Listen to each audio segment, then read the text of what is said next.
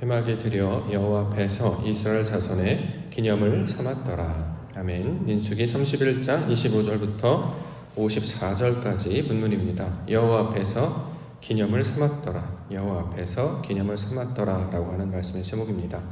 기념을 삼았다, 이렇게 오늘 말씀에서 증거하고 있습니다. 54절에 나와 있습니다.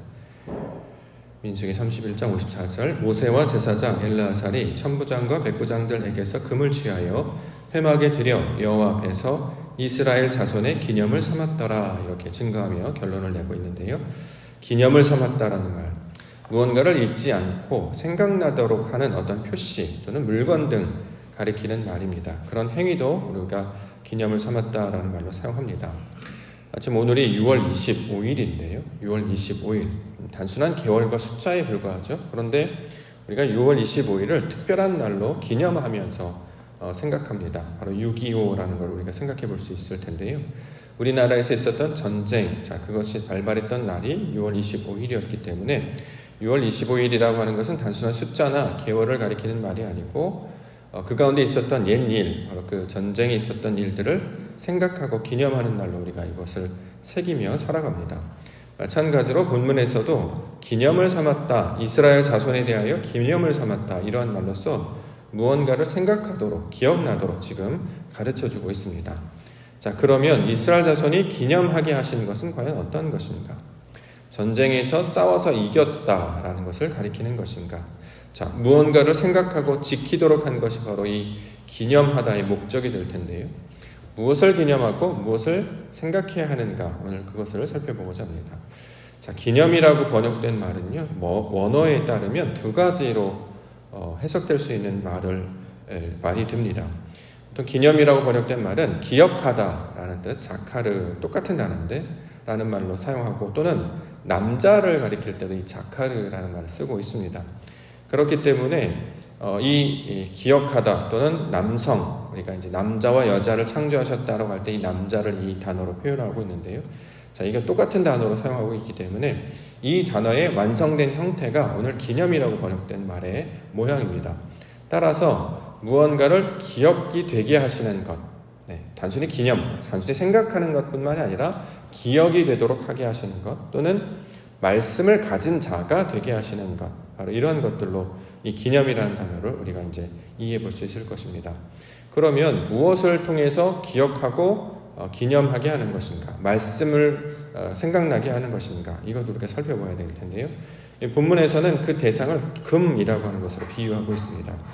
본문에 보면 백부장들, 천부장들이 금을 취하여 회막에 들였다라고 이야기합니다. 아, 금을 이야기하고 있네요. 보니까 어떤 금을 하나님 앞에 드림으로 말미암아 이것으로 기억이 되게 하셨다라는 거죠. 그러면 본문에서 말하는 것, 기억이 되게 하고 말씀이 되게 하는 것, 바로 이것을 금이라는 걸로 이제 표현을 하고 있습니다. 성경에서 말할 때 이 금이라고 하는 표현은 우리가 생각하는 어떤 보석적인 개념이 아니고요, 빛나다라는 뜻을 가지고 있는 의미로 사용하는 단어입니다. 원래 돌이 있잖아요. 똑같은 돌이 있는데 어떤 돌은 반짝반짝 빛이 난다는 거죠. 빛을 받으면 반짝반짝 빛이 나요. 그래서 이 빛을 받는 대상으로 이 금을 이야기합니다. 즉, 하나님께서 빛을 비춰주셔서 그 빛을 반사하는 물체가 된 것을 가리킬 때 금, 이렇게 이제 표현하고 있는 것이죠. 그러므로 이 금이라고 하는 것을 통해서 주시는 상징적인 의미는 하나님의 생명이 없던 자가 생명을 가지게 되고, 진리를 알지 못했던 자가 말씀을 통해 진리를 가지게 되고, 무언가 성질이 없었던 자가 하나님께서 역사하심으로 말미암아 성질을 가지게 되는 것. 그래서 이것을 금이라는 것으로 이야기하고, 이것을 기억나게 되다, 말씀을 가진 자의 모습이 되다, 이런 말로 지금 우리 가운데 설명하고 있습니다. 자, 이 매개를 통해서 우리에게 생각나도록 하시는 것, 이것을 신약 가운데 보통 금 그러면 성경에서는 예수 그리스도를 가리키는 말로 우리가 생각합니다. 왜냐하면 그가 하나님을 생각나도록 하고 또 하나님의 말씀이 우리 가운데 나타나도록 보여주신 분이시기 때문입니다. 보석적인 골드라는 개념으로 보는 것이 아니라 그 어떤 성질을 가진 것으로 금을 이야기하고 있습니다. 놋도 마찬가지였죠. 금, 은, 동 할 때 이제 놋 같은 경우도 다 이 모습들이 다 하나님의 성질과 속성들을 표현할 때 쓰고자 하는 것인데요. 이것을 우리가 물질이나 보석으로 생각하지 않도록 해야 합니다. 왜냐하면 전쟁에서 이런 물질을 취하게 하시려고 하나님께서 전쟁을 말씀하신 것이 아니기 때문입니다. 실제로 이스라엘 백성들이 평생에 걸쳐서 이것을 기억해야 하는데 무엇을 기억해야 하느냐? 우리가 전쟁에서 이겼다. 예를 들어서 무슨 2002년도에 무슨 큰 월드컵 행사가 있었는데 우리나라가 어떻게 어디까지 갔다. 이런 걸 기억하라는 게 아니잖아요. 성경이 모든 것은 다 하나님을 가리키도록 우리 가운데 가르쳐 주신 말씀입니다. 자, 하나님께서 하신 일, 그것이 바로 기억이 되게 하고 말씀이 되게 하시는 건데요. 결국에는 금을 통해서 설명을 하고 있지만 우리 자신, 성도들 한 사람 한 사람들이 바로 기억이 되어야 된다. 그 말씀 그 자체가 되어야 된다라는 말씀으로 우리 가운데 주고 있습니다. 기억하다, 말씀이 되다라고 하는 것은 단순히 생각이나 관념으로 이해하는 것이 아니라 우리의 삶을 통해서 우리가 그러한 증거가 되는 것, 그런 전 존재가 되는 것이 하나님의 사역의 목적이기 때문입니다. 하나님께서 사람들에게 자신의 형상을 담게 하시기 위하여 인도하시고 진리의 말씀을 가르쳐 주시고 영으로 인도해 주셔서 마침내 완성되는 그 모양을 통해 너희가 바로 소금이다, 빛이다, 너희가 바로 세상 가운데 그리스도의 편지다, 너의 증거다 라는 것을 보여주게 해주심으로 말씀이 되고 기억이 되게 하시는 일, 이것을 여호와 앞에 기념을 삼았다, 이렇게 지금 이야기하고 있습니다. 그렇지 않겠습니까? 하나님 앞에서 우리가 어떤 모양이 되었다라는 것을 지금 보여주는 이야기잖아요. 하나님의 형상을 닮은 자가 되었습니다. 진리가 되었습니다. 말씀이 되었습니다. 따라서 이것이 하나님이 하시는 일입니다 라는 것을 우리 가운데 보여주고 있는 말입니다. 하나님의 일을 오늘도 기억하며 그가 이루실 일을 기대하며 나아가는 것, 그것으로 성도들을 빛으로 또는 세상 가운데 그리스도의 편지로 또는 교회를 하나님의 말씀으로 구원의 상징으로 우리 가운데 보여주신 것처럼 이 모든 일들을 통해서 하나님께서 이루시는 일, 그의 역사를 우리가 기억하며 나아가는 시간이 되기를 원합니다. 자, 말씀들을 살펴볼 텐데요. 첫 번째, 사로잡은 것들에 관한 이야기 하고 있습니다. 26절부터 28절. 너는 제사장 엘르아살과 회중의 수령들과 더불어 이 사로잡은 사람들과 짐승들을 계수하고 그 얻은 물건을 반분하여 그 절반은 전쟁에 나갔던 군인들에게 주고 절반은 회중에게 주고 전쟁에 나갔던 군인들은 사람이나 소나 낙이나 양떼의 500분의 1을 여호와께 드릴지니라. 자, 전쟁 이야기 나오고 전리품과 같은 개념이 이렇게 나오기 때문에 이거 전쟁에 싸워가지고 획득한 물건을 가리키는 말이구나, 우리가 이제 여태까지 그렇게 이해를 해왔다라는 거죠. 그런데 성경에서 말하는 전쟁, 싸우는 것은 우리 몸밖에 있는 것을 가리키는 말이 아니다라고 말씀드렸습니다. 다시 말해서 성경에서 말하는 전쟁은 영적 싸움에 관한 이야기죠. 나의 속사람, 나의 옛사람과 싸우는 것을 가리키고 있는 말입니다. 그래서 나의 육신적인 어떤 본성들을 다 사라지게 하고 버리게 하고 하나님의 말씀들로 채워지는 것, 자, 이것을 전쟁이라는 단어로 지금 표현을 하고 있습니다. 실제로 여호와의 원수라는 말도 그랬고 또 이기다라는 말도 승패나 승부를 가리키는 말이 아니라 하나님의 형상을 우리 가운데 이루시는 일을 가리키는 말이다라고 우리가 함께 살펴보았기 때문에 이 본문에 나타나는 내용도 우리가 이제 문자적으로 역사적으로 이것을 내용을 그대로 봤습니다만 그 의미와 상징으로 우리가 이해를 해야 이것이 우리에게 살아있는 말씀이 되기 때문에 그 진리와 말씀이 가져다 주는 내용을 중심으로, 그 상징을 중심으로 우리가 이 내용을 이해할 수 있어야 될 것입니다. 따라서 오늘 본문에 나타나는 사로잡은 것들, 사람들이나 짐승들, 물건들 이렇게 이야기하고 있는데요. 이것을 통해서 가르쳐주고 있는 말씀은 하나님께서 우리에게 획득하도록 얻고자 하는 하나님의 성질들을 나타내고 있는 말들입니다. 예를 들어보면 우리가 창세기에서 야곱 우리가 설명할 수 있습니다. 야복강에서 씨름하는 천사와 씨름하는 것 우리에게 보여주시는데요. 굳이 야곱이 천사를 만나서 씨름하고 있는 것, 왜 이 이야기를 하실까요? 그 결과를 보면 우리가 알 수 있죠. 야곱이라고 하는 자가 나중에 이스라엘이라고 하는 새 이름을 얻게 됩니다. 자, 왜 그러냐면 하나님이 보여주시는 그것과 싸우는 것, 씨름하는 것처럼 이제 보여주는 거죠. 하나님께서 보여주시는 것을 씨름하여서 내 것이 죽어지고 하나님의 것을 내게 취하는 상태, 그러면 결과적으로 어떤 상태가 되냐면 이것을 이스라엘이 되는 것으로 보여주고 있습니다. 원래 야곱이라고 하는 것은 하나님의 말씀, 진리를 추구하는 자라는 뜻도 함께 가지고 있기 때문에 발목을 잡는 자, 속이는 자 이런 뜻도 있습니다만 진리적 관점으로 해석하면 이 야곱이라고 하는 단어가는 진리를 추구하다, 말씀을 추구하다 이런 뜻을 가지고 있기도 하거든요. 이제 그러한 자가 나중에 어떤 걸 경험하느냐, 성령의 역사, 하나님의 역사로 말미암아 그의 성질을 내 안에 취하는, 그래서 내 속에 채우는 일을 경험하게 된다는 거죠. 그것을 야곱이 천사와 씨름하는 장면으로 묘사하여서 우리 가운데 상징으로 보여주고 있습니다.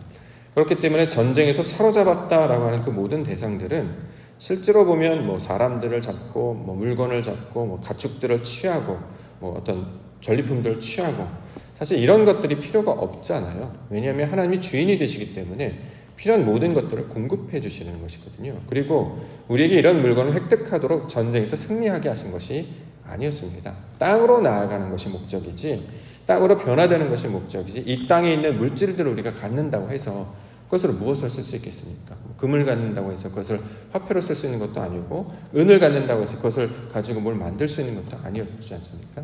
그들은 이제 애굽에서 나와서 가나안 땅 들어가서 처음으로 하는 것이 농사 짓는 일이었거든요. 그건 농기구가 필요하지 그런 보석들이 필요하진 않지요.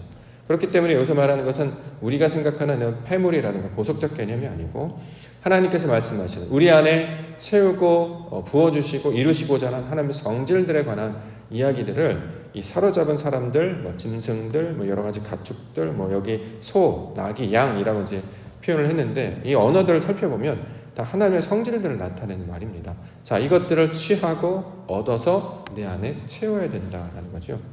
이것이 이제 나중에 신약에서는 성령의 열매 등으로 우리가 설명을 하고 있습니다.